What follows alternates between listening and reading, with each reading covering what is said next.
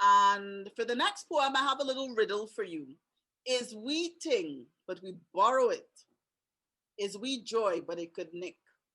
What do you think it is? A riddle? Is we ting, but we borrow it? Is we joy, but it could nick?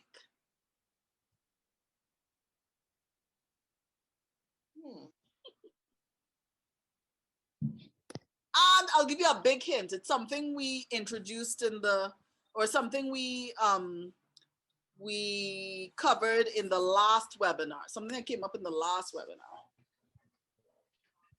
Oh, well, give me another hint. I didn't see the last webinar.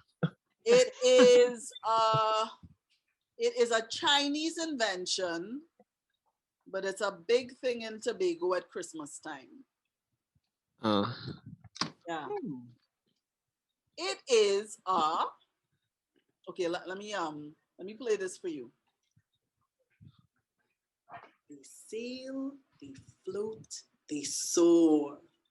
They dance, dip, and dive. They fly. They color the sky with every hue.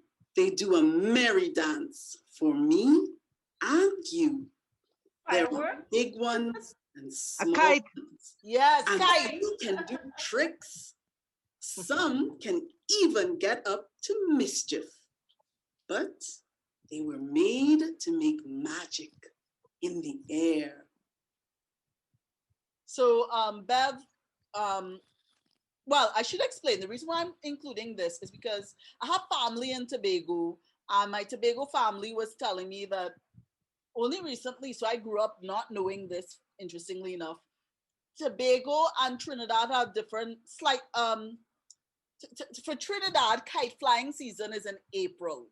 For Tobago, it's in December around Christmas time and in April as well. Like I was mentioning before, December is a really breezy time of the year for us. So it's the perfect time to fly kites. So I don't know why we don't fly kites in Trinidad in December. Maybe because we're too busy getting caught up with Christmas. But in Tobago, it is kite flying season. They sail, okay, so I'm gonna play my poem. So this is the second poem. So this is all about Trini Christmas and what a Trini Christmas is about. And this is my my second poem. And this is the illustration that goes along with it. You can find it in Island Poetry Trinbago, a watercolor collection. And this poem is also in a poetry calendar, Trinbago. All right, so let me play this.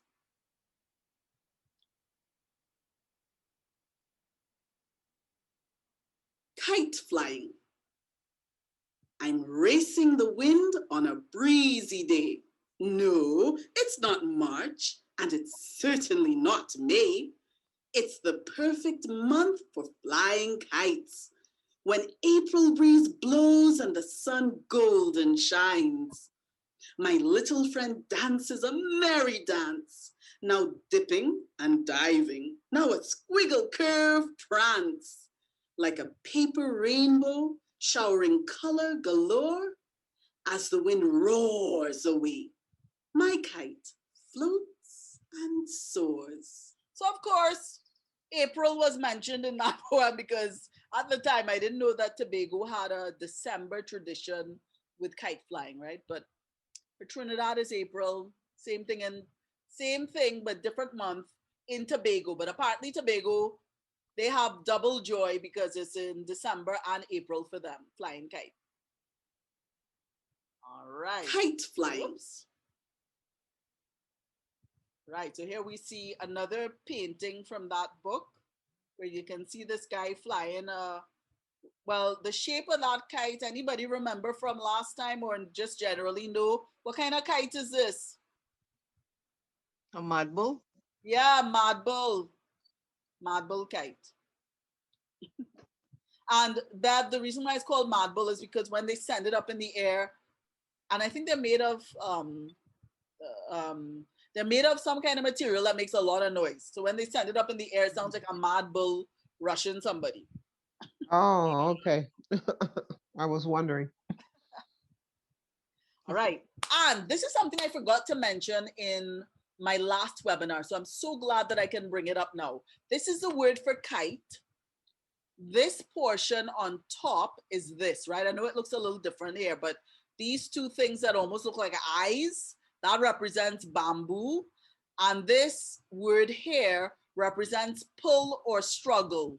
I think that makes sense for kite because when the wind is really breezy, you're struggling with the string. And then, of course, at least our kites are made of bamboo.